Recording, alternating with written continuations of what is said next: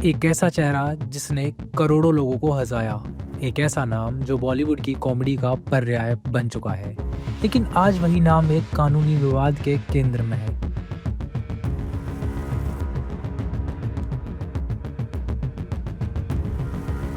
यह कहानी है राजपाल यादव की, कोर्ट रूम, आरोप और अंतरिम जमानत की। छोटे शहर से निकलकर बॉलीवुड तक का सफर आसान नहीं था, लेकिन राजपाल यादव ने अपने टैलेंट और मेहनत से वह मुकाम हासिल किया जहां उनका नाम ही हंसी की गारंटी बन गया था। उनके किरदार, उनकी आवाज, उनकी कॉमिक टाइमिंग, सबने मिलकर उन्हें एक अलग पहचान दी। लेकिन जिंदगी की कहानी हमेशा फिल्मों जैसी नहीं होती है। हाल ही में राजपाल यादव का नाम एक कानूनी विवाद में सामने आया है। ये मामला एक फिल्म प्रोजेक्ट और उससे जुड़ी वित्तीय लेन देन से जुड़ा बताया जा रहा है। जैसे जैसे यह मामला आगे बढ़ा, गिरफ्तारी की संभावना भी सामने आने लगी। ये वो पल था जब एक अभिनेता को कोर्ट का सहारा लेना पड़ा। कोर्ट में सुनवाई हुई, दोनों पक्षों ने अपने अपने तर्क रखे और फिर कोर्ट ने राजपाल यादव को अंतरिम जमानत दे दी। यह फैसला अस्थायी राहत था, एक मौका अपनी बात रखने का, एक मौका सच सामने आने का। लेकिन कहानी का दूसरा पक्ष भी था। सामने वाली पार्टी के वकील ने साफ कहा कि यह मामला गंभीर है और पूरी जांच की जरूरत है। उनका कहना है कि न्याय के लिए सभी सबूत कोर्ट में पेश किए जाएंगे और सच्चाई कानूनी प्रक्रिया के जरिए सामने आएगी। देखिए, राजपाल यादव जी ने हमारे क्लाइंट से 5 करोड़ रुपए उधार लिए थे अपनी फिल्म अता पता लापता के लिए। उसको उन्होंने चुकाया नहीं और मल्टीपल सप्लीमेंट्री एग्रीमेंट किए कि मैं चुका दूंगा। अल्टीमेटली फाइनली उन्होंने 7 चेक 1.5 करोड़, 7 चेक 1.5 करोड़ के बाउंस हो गए। करकड़ुमा कोर्ट से उनको सजा हुई। उस सजा को उन्होंने पहले अपीलेट कोर्ट में चैलेंज किया, फिर डिविजनल कोर्ट में चैलेंज किया और फाइनली आज हम हाई कोर्ट तक आ चुके हैं। हाई कोर्ट में उन्होंने न्यूमरस अंडरटेकिंग्स दी पैसा डिपॉजिट करने की, पर उन्होंने पैसा डिपॉजिट नहीं किया।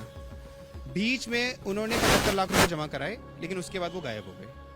कोर्ट ने उनको रिपीटेडली बोला कि आपकी अंडरटेकिंग्स है 2.5 करोड़ रुपए जमा कराने की, आप वो जमा कराइए। आज उनकी सस्पेंशन की एप्लीकेशन लगी थी, ना कि इंटरिम सस्पेंशन की, अंतरिम जमानत। तो कोर्ट ने कहा कि आप सस्पेंशन तो भूल जाइए, क्योंकि आपकी भतीजी की शादी है, इंटरिम सस्पेंशन पे आर्गुमेंट कर सकते हैं।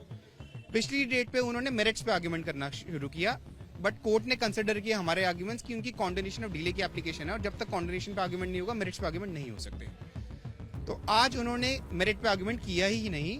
इस चीज की हमें भी उम्मीद नहीं थी, लेकिन वो खुद ही एक 1.5 करोड़ रुपए का फिक्स डिपॉजिट ले आए, FDR ले आए और उन्होंने हमें कोर्ट को दिखाया कि ये 1.5 करोड़ का फिक्स डिपॉजिट है, 75 लाख रुपए हम जमा कर चुके हैं और 25 लाख का एक डिमांड ड्राफ्ट भी ले आए जो कि रजिस्ट्रार जनरल साहब के नाम का था।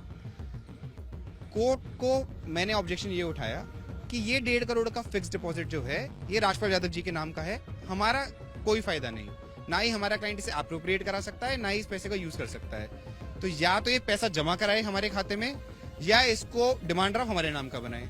तो कोर्ट ने उनको डायरेक्शन दिया कि या तो आप कल आ जाओ या 3 बजे तक पैसा जमा करा दो। 2:30 बजे मुझे क्लाइंट से कॉन्फर्मेशन आ गया कि 1.5 करोड़ रुपए हमारे खाते में आ गए हैं। देखिए, 18 मार्च को उनको पेमेंट प्लान लाना है कि वो इसका आगे का जो बकाया 6.5 करोड़ रुपए है वो कैसा देंगे। अब उनकी क्या स्ट्रैटेजी रहेगी 6.5 करोड़ को इकट्ठा करने में, वो बेहतर हो जाना है। ने इसका टाइम दिया है। कोर्ट ने 18 मार्च के लिए उनको बुलाया है कि वो खुद आएंगे, चाहे वो वर्चुअली पेश हो चाहे फिजिकली पेश हो, ये उनको डिस्क्रिप्शन दिया गया है।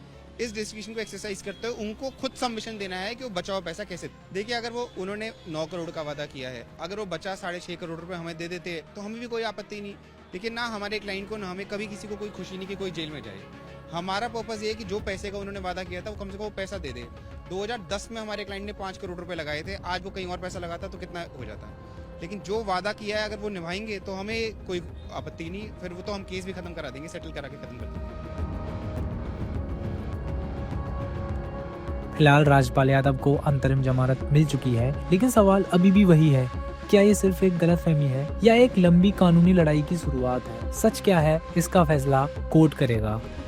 एक अभिनेता, एक आरोप और एक अदालत। कभी कभी असली ड्रामा फिल्मों से नहीं, जिंदगी से होता है। यह कहानी अभी खत्म नहीं हुई है।